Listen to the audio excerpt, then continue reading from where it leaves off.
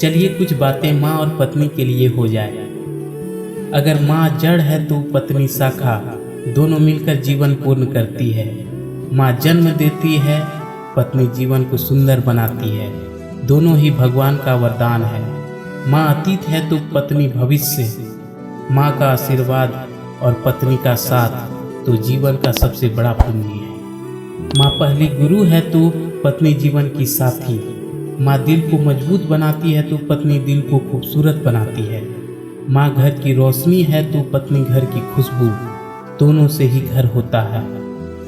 माँ की दुआओं से रास्ते मिलते हैं तो पत्नी के भरोसे से मंजिलें।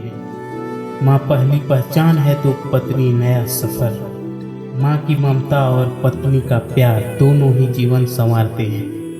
माँ घर का दिल है तो पत्नी घर की धड़कन।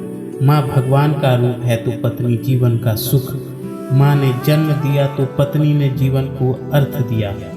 माँ का साया है तो पत्नी का स्नेह, दोनों ही ताकत है।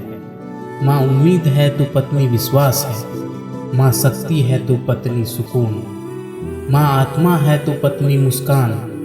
और अंत में कहना चाहूँगा कि माँ का साया और पत्नी का साथ जिसे मिल गया तो उससे खुशनसीब वाला कोई नहीं होता। जीते जी इसी धरती पर स्वर्ग मिल जाता है। राधे राधे।